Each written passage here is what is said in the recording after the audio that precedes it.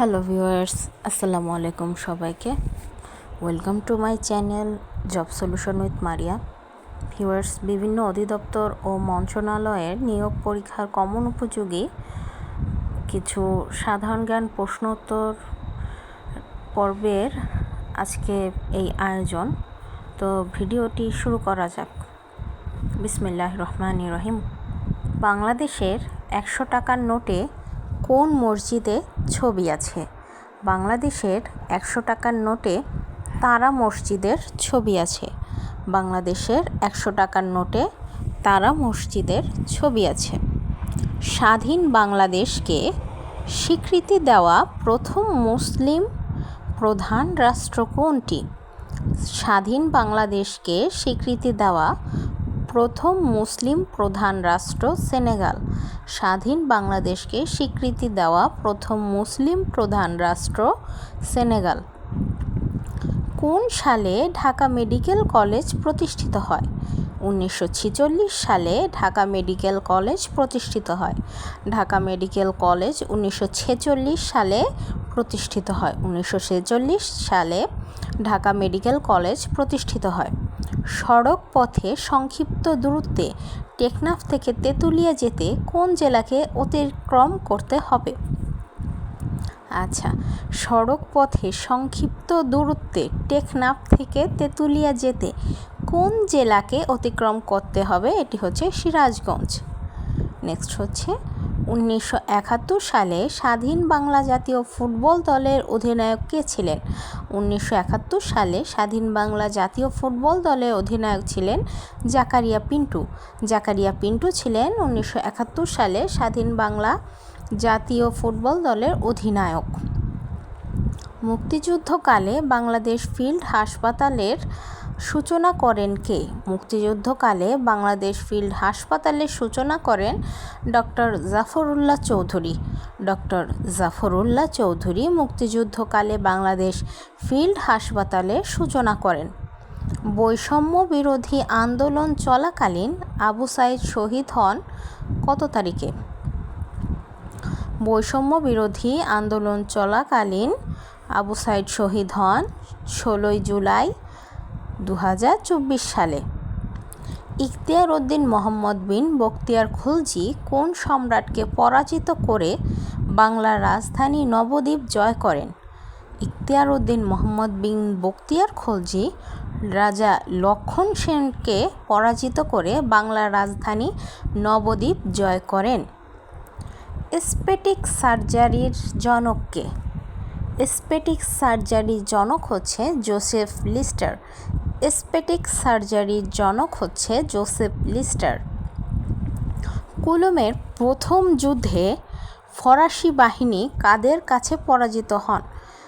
কুলুমের প্রথম যুদ্ধে ফরাসি বাহিনী অস্ট্রিয়ান, প্রুশিয়ান, রাশিয়ান জোটের কাছে পরাজিত হয়। কুলুমের প্রথম যুদ্ধে ফরাসি বাহিনী অস্ট্রিয়ান, প্রুশিয়ান, রাশিয়ান জোটের কাছে পরাজিত হয়। হংকং ব্রিটিশ বাহিনীর সহায়তায় জাপানের কাছে থেকে কবে স্বাধীনতা লাভ করে?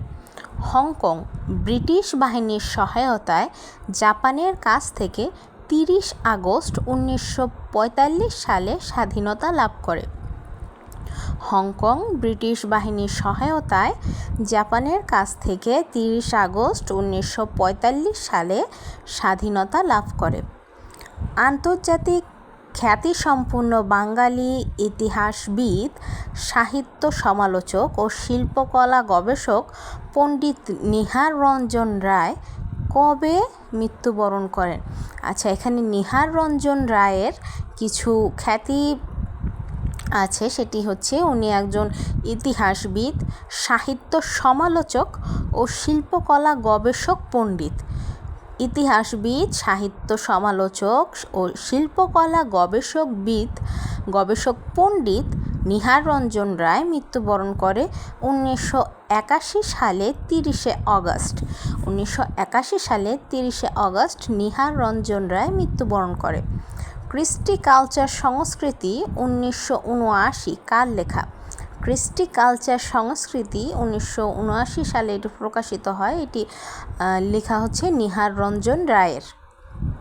নিহার রঞ্জন রায়ের লেখা হচ্ছে কৃষ্টি কালচার সংস্কৃতি। ঢাকা বিশ্ববিদ্যালয়ের নতুন প্রজেক্টরের নাম কি? এটি হচ্ছে সাইফুদ্দিন আহমদ।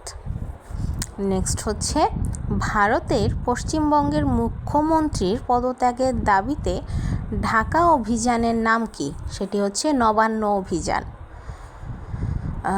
তারপর হচ্ছে 2024-25 অর্থ বছরে মোট রাজস্ব আয়ের লক্ষ্যমাত্রা কত নির্ধারণ হয়েছে? এটি হচ্ছে 4,80,000 কোটি টাকা। এটি বর্তমানে আসবে না, এই প্রশ্নের উত্তরটা, আবার আসলেও আসতে পারে, তবু এটা পড়ে রাখা ভালো যে 2024-25 অর্থ বছরে মোট রাজস্ব আয়ের লক্ষ্যমাত্রা নির্ধারিত হয়েছিল কত? সেটি হয়েছিল 4,80,000 কোটি টাকা। নেক্সট হচ্ছে বিগত 23-24 অর্থ বছরে জিডিপি প্রবৃদ্ধির হার কত ছিল? এটি ছিল 5.82%। কোন শতকে ইংল্যান্ডের শিল্প বিপ্লব ঘটেছিল? অষ্টাদশ শতকে।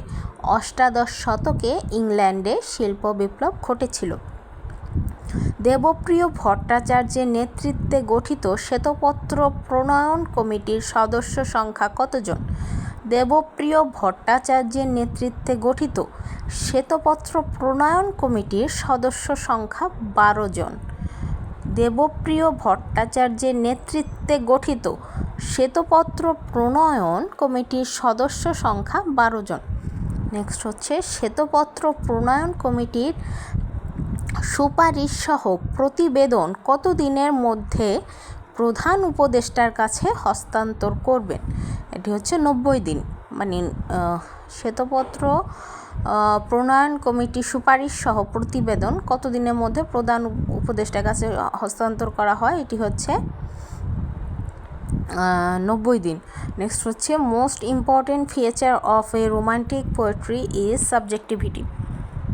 Subjectivity is most important feature of a romantic poetry. আচ্ছা, বিভিন্ন অধিদপ্তর ও মন্ত্রণালয়ের নিয়োগ পরীক্ষা কমন উপযোগী আজকে ছিল কিছু সাধারণ জ্ঞানের প্রশ্ন উত্তর। যদি আমার ভিডিও আপনাদের ভালো লাগে এবং